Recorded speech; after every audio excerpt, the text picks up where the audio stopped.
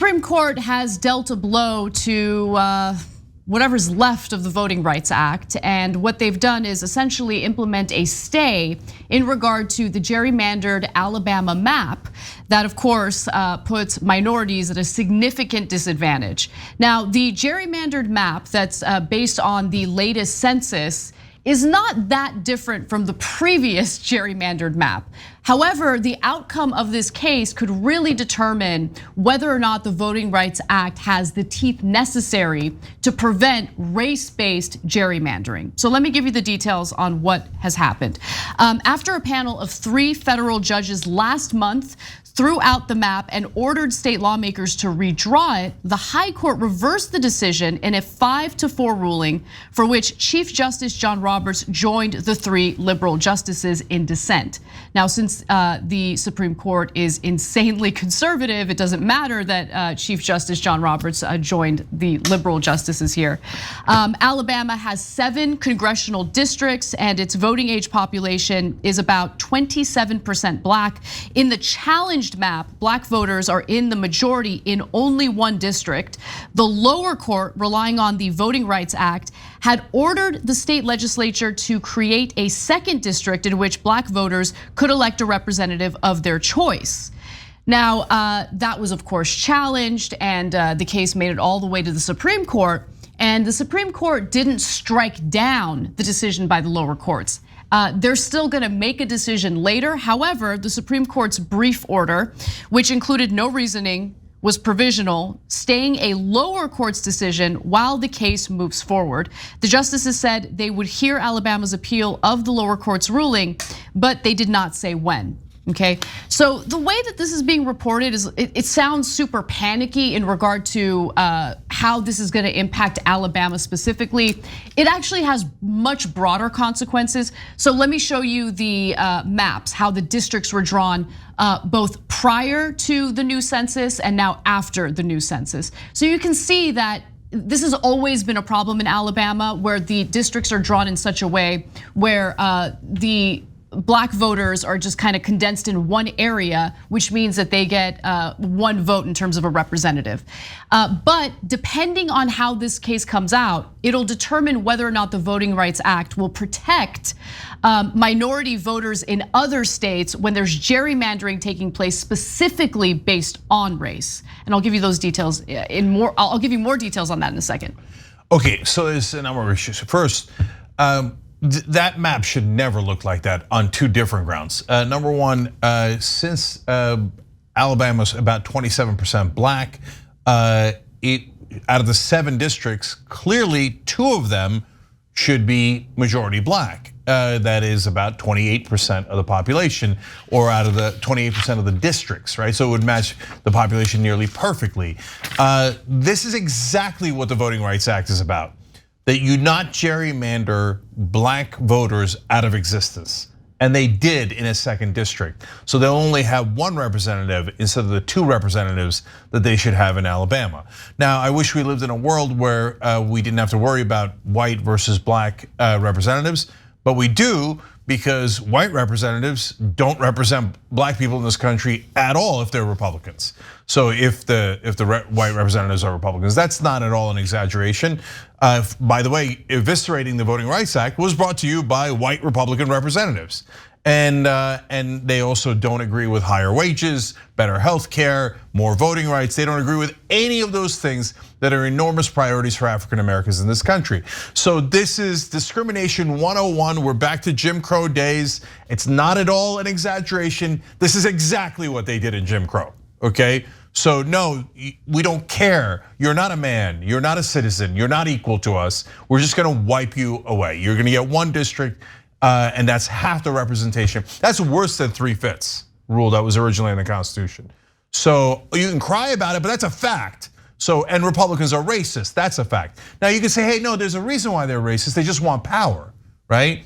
So they wiped away those black voters' representation because they wanted more Republicans. That doesn't make it any better. I don't care why you're racist, and I don't care why you don't believe in democracy. I just care that you are ending our democracy with moves like this and are against voting rights and against African Americans. All right, the second part of this, of course, is Democrats are losers. So if they had passed voting rights, we wouldn't have any of these issues. If they had passed the For the People Act as it was originally constituted, but now it's broken into 2 sections, it doesn't matter if they'd passed those 2 sections, we would have ended gerrymandering completely. So Alabama couldn't do this, but by the way, so that New York couldn't do it either for incumbent Democrats. So now the Democrats have gerrymandered the hell out of their own states. In a sense, you could say, hey, good, that's strike back against the red states. But since they did, the incumbent Democrats who like their seats and don't want to lose them are like, oh, golly gee, did we not pass voting rights? It's just the Republicans' fault. You know the Supreme Court's 6-3 and to the right of Attila the Hun. You knew they were gonna do this. And so the Republicans are monsters in the first place. And as usual, Democrats are very happy to lose to them. Yeah, I mean, it helps them maintain their position of power in this regard with gerrymandering. But be careful what you wish for. I mean, the Voting Rights Act was incredibly, the Voting Rights Bill was important in other ways that do put Democrats at a disadvantage, especially when it comes to some of these states that have passed other voter suppression laws. But I do want to get to what the justices wrote in this decision to stay the more gerrymandered map in Alabama. So Kavanaugh says a few things that are, of course, incredibly concerning, especially when it comes to the overall outcome of this case. Remember, this is just a temporary stay until they hear the case and make a decision. In a concurring opinion, Kavanaugh, joined by Justice Samuel Alito, said that the stay order does not make or signal any change to voting rights law. It was necessary, he wrote, because the lower court had acted too soon before a coming election, which is a ridiculous excuse. But here are the quotes that concern me the most. He also writes, when an election is close at hand, the rules of the road must be clear and settled. Late judicial tinkering with election laws can lead to disruption and to unanticipated and unfair consequences for candidates, political parties, and voters, among others. It is one thing for a state on its own to toy with its election laws close to a state's elections, but it is quite another thing for a federal court to swoop in and redo a state's election laws in the period close to an election. Well, to me, it's a foreshadowing statement that the federal government shouldn't be meddling in this. And 100%. Yeah. So guys, the ramification of that is super important. So first of all, in this Alabama case, it's over. They're gonna go with those districts for 2022.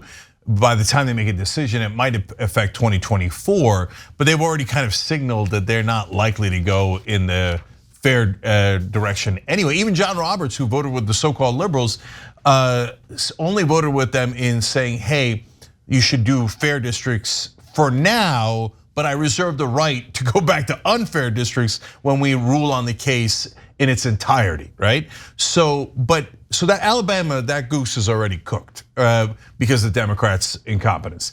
But much bigger story is, this is the justices saying, well, you idiot Democrats, since you didn't pass voting rights already, even if you pass it now, I'm gonna say it's too late, and I'm gonna let the Republicans keep their gerrymandered districts, which then will lead them to almost certainly winning the House, which then they will then turn around and just undo your law. Exactly, yeah. Okay, and of course, Democrats are like, oh, what?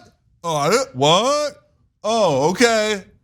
I guess there's nothing we could do. How's the stock market doing? Yeah, donors, don't worry, nothing fundamentally changed. No, and the media will pretty it up and they will do all the excuses, and so will all the Democratic establishment trolls, which are the most pathetic people in the world. No, Cenk, you don't understand. There's never anything Democrats can do. We have to win and then surrender, win and surrender, right? And congratulations, you got your wish, moderate Democrats. You have complete and utter surrender. The Republicans have erased voting rights for half the black people in Alabama, and there's not a goddamn thing the Democrats are gonna do about it. Thanks for watching The Young Turks, really appreciate it. Another way to show support is through YouTube memberships. You'll get to interact with us more. There's live chat emojis, badges. You've got emojis of me, Anna, John, JR. So those are super fun. But you also get playback of our exclusive member-only shows and specials right after they air. So all of that, all you gotta do is click that join button right underneath the video. Thank you.